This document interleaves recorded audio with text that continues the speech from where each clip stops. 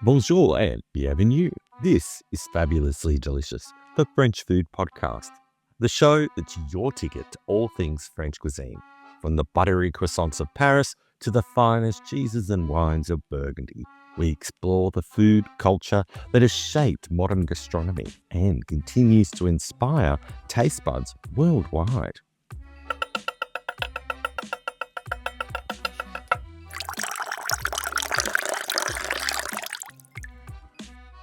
French cooking isn't just about recipes, it's about passion, history, and the art of savouring life one bite at a time. On this podcast, we dive into the stories behind iconic dishes, discover hidden culinary gems, and meet the incredible people, chefs, artisans, and home cooks who bring these flavours to life. I'm your host, Andrew Pryor. Enchanté. Enchanté. Once I was a contestant on MasterChef, and now I call France my home. Here I spend my days cooking, tasting, exploring, and celebrating the extraordinary food, wine, and traditions of this beautiful country. And I look forward to sharing it with you, my fabulously delicious audience, every week.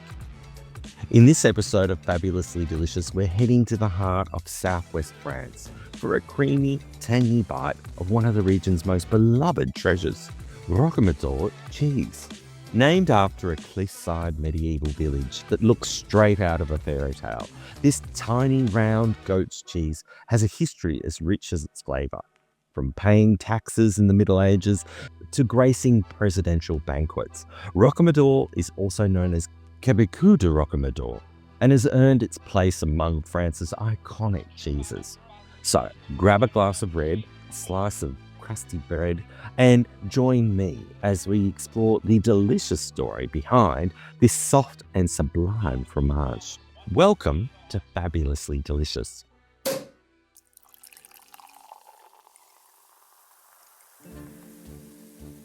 Today we're heading to the sun-drenched southwest of France for a deep dive into one of the region's most exquisite goat's cheeses, Rocamadour, also known as the Cabécou de Rocamadour. Rocamadour, spelt in French, is R-O-C-A-M-A-D-O-U-R.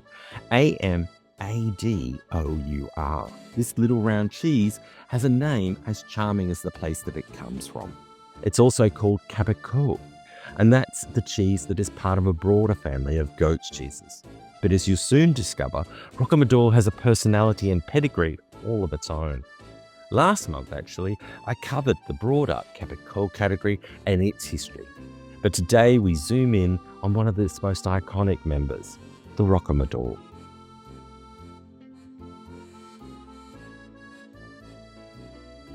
Let's start with the setting. Rocamadour, the village. It's nestled dramatically into the cliffs of the Lot department in the historic Quercy and Périgord region. Perched above the Azul River Gorge, the village is a vertical wonder, a cascade of medieval stone. This stunning backdrop isn't just a postcard picture-perfect setting, it's a place of legend. Rocamadour became an important pilgrimage site in the Middle Ages due to its connection to Saint Amador. And today, it attracts visitors for its blend of religious heritage, dramatic architecture, and yes, its mouth-watering cheese. The village's charm seeps into the character of the cheese itself. Just as Rocamadour's narrow streets and sacred chapels are full of stories, every wheel of Rocamadour cheese reflects centuries of tradition and devotion. The same limestone cliffs that shelter the village help shape the region's microclimate, and it's ideal for grazing goats and ripening cheeses. It's as if the village and its cheese were fated to be together, one visually stunning and the other irresistibly delicious. Rocamadour cheese has roots as deep as its village's cliffs. It was first officially recorded in 1451 in a curious and telling context, an agreement between the Bishop of Evreux and a local lord, in which Rocamadour cheese was listed as a form of tax payment. Yes, this cheese was once so valuable, it could be used to settle feudal debts. Talk about liquid assets, or in this case, creamy cheesy assets.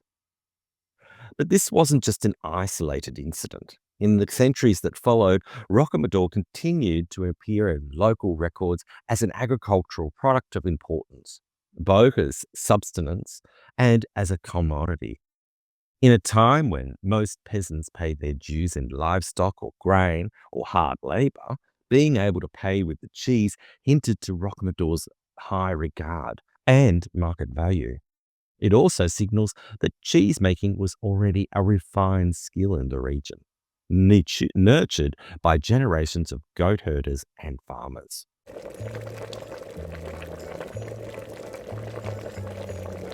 Fast forward to September the 13th, 1913. President Raymond Poincaré paid a visit to the lot department. And guess what was on the menu at the official banquet? You guessed it, Rocamadour. A cheese so esteemed it made the presidential palate. This wasn't just a nod to local flavour, but a stamp of national recognition. Imagine the table, silverware gleaming, wine glasses catching the light, and nestled amongst the courses, a perfect round of Rocamadour. The inclusion of this humble yet elegant cheese at a presidential feast symbolised the celebration of regional culinary identity. It highlighted the deep respect for artisanal local foods in French gastronomy, even at the highest levels of state. For Rocamadour, it was a moment of triumph, confirmation that the cheese was no longer just a rural treasure, but a national one. Rocamadour is a petit delight, a small, soft, creamy goat's cheese with an edible rind. Weighing in at around 35 grams, it's circular, it's about 4 to 5 centimetres wide, and about 1 to 1.5 centimetres thick. It's made from raw whole goat's milk, either Alpine or Sanctuaries breeds. It has a tiny bloomy rind and a creamy interior that grows more intense with age. Since 1996, Rocamadour has held the coveted AOC designation, the Appellation to Origin Control, which guarantees not just its origin, but strict standards for production, milk source, feeding, and maturation. In short, this cheese has terroir and it's protected.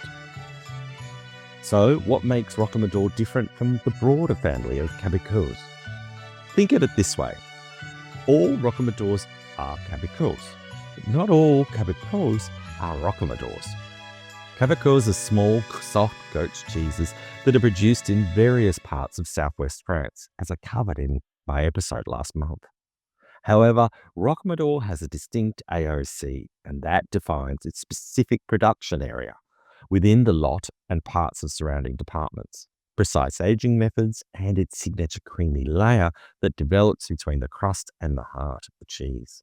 This little cheese ages differently, more gently and slowly, giving it a creaminess that distinguishes itself from other Cabécous. It's the terroir, the microclimate, and the strict methods that elevate it from delicious to, well, truly divine and yummy. Bonjour, mes amis. Planning a trip to Paris, or maybe you're already strolling the charming streets of this incredible city. Either way, let me take your foodie experience to the next level.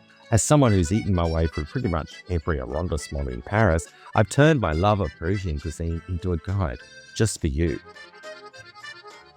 Say hello to the 2025 edition of Paris, a fabulous food guide to the world's most delicious city. This isn't just any guide, it's packed with over 400 of my favourite foodie spots and hidden gems. 2 iconic must-visits. Think buttery croissants from the city's best boulangeries, silky chocolates from indulgent chocolate shops, and creamy cheeses from the top fromageries, and a whole lot more.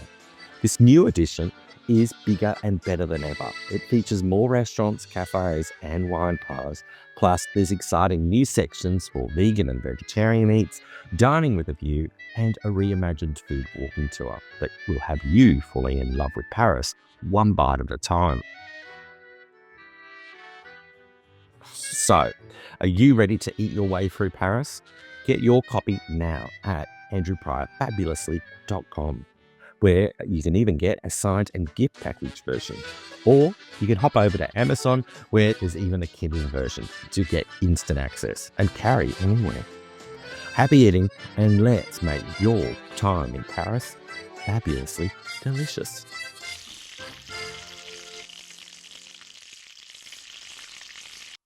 Now let's meet the real stars, the goats.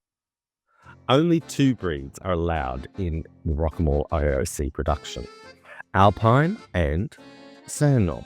Crossbreeding between the two, well, that's permitted, and each goat is treated to a rather fabulous French lifestyle.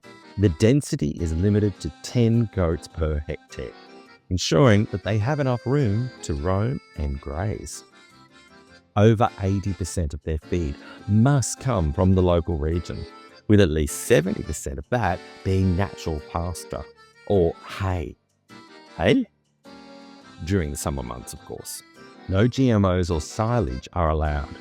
These goats dine on cereals, legumes, and oilseed cakes. It's haute cuisine for goats, and it shows in the milk. Rocamadour cheese is traditionally made with raw, unpasteurized goat milk. The process begins almost immediately after milking to preserve the milk's freshness and natural microbial richness. Upon arrival at the cheese facility, the milk is inoculated with starter cultures and renneted within 8 hours of milking, or within 6 hours for farm-made cheese. Then the magic begins. The milk is left to curdle slowly at a gentle 18 degrees Celsius to around 23 degrees Celsius for about 18 hours. The slow fermentation helps develop the cheese's soft, creamy texture and mild flavour. The curd is allowed to settle and release whey for 12 hours. This step is crucial for maintaining Rocamadour's delicate moisture balance. Before moulding, salt is added to the curd, typically between 0.6 to 0.8%. This not only enhances the flavour, but helps preserve the cheese and control its microbial development.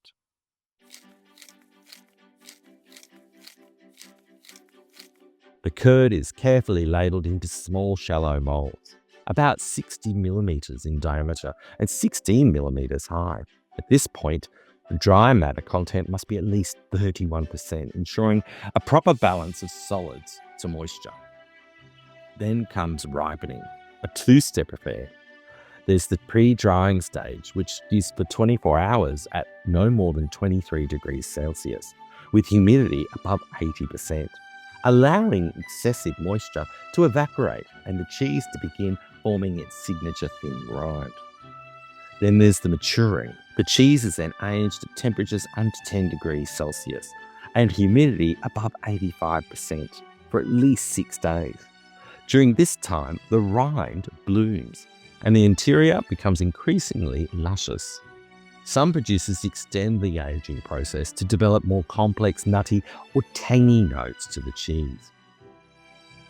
After this, Rocamadour is ready to charm, a small disc of cheese transformed into something sublime through tradition, patience, and careful craftsmanship.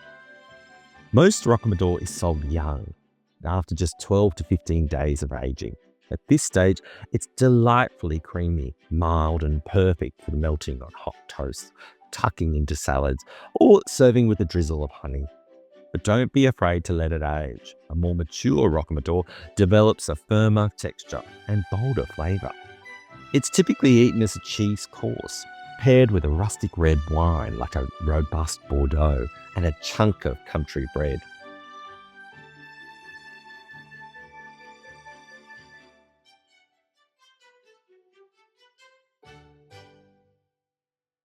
Love French food and curious about the stories behind it?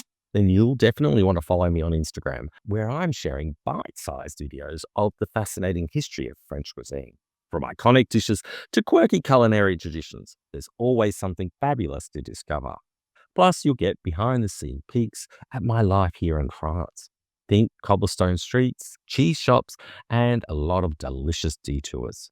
Follow me at Andrew Pryor Fabulously on Instagram and Threads, and your inner history nerd will thank you.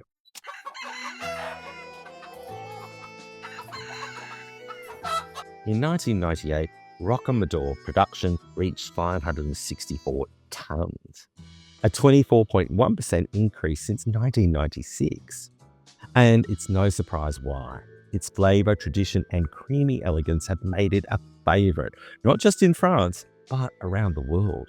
About half of the Rocamadour production takes place on farms, and each cheese proudly bears a label with the name Rocamadour and its AOC status. Whether you're buying it from a market stall, a cheesemonger, or direct from the farm, you can be sure you're tasting a true piece of French culinary heritage. Rocamadour is more than just a cheese.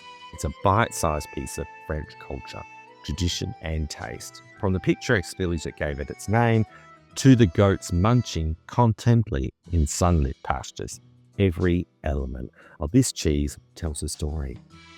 So next time you're browsing the cheese counter or planning a French-inspired picnic, look for Rocamadour. Serve it with some crusty bread, a glass of red, and maybe a view of the countryside. Because with Rocamadour, every bite is a pilgrimage.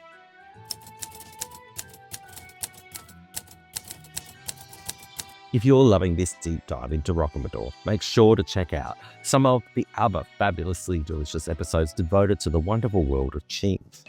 We've had the absolute pleasure of chatting with cheese legend Will Studd, who shares the expert insights and passion for all things fromage.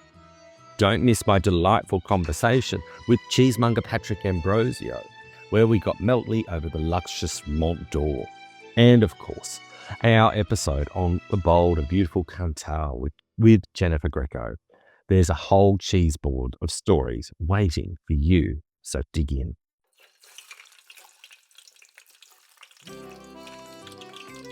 Rocamadour is one of the most dramatic sites in Europe, a multi-tiered medieval village crowned by a castle and monastery clinging to a cliff face high above a river gorge. Travel writer Rick Steves said about Rocamadour.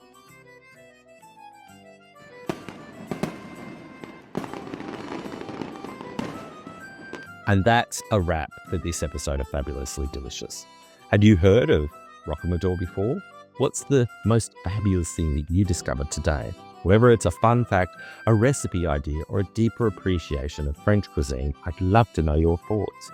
Slide into my DMs on Instagram at Andrew Pryor Fabulously, or send me an email on contact@andrewpryorfabulously.com. Let's connect and chat about cheese, French food, or anything delicious. I'm always here for a good food conversation. It's one of the best ways to bring people together, don't you think? If you enjoyed today's episode, don't forget to share it with your friends, family, or anybody who loves French food as much as we do. Your support means the world and helps keep the fabulously delicious journey going. And hey, if you're feeling extra fabulous, why not leave a review? It helps more foodies discover the show, and I'd be so grateful. Thank you so much for joining me. Your love for French food and culture inspires every episode, and I'm so glad that you're here along for the ride. Remember my motto, whatever you do it fabulously. Merci beaucoup, and as always, bon app. Until next time, au revoir.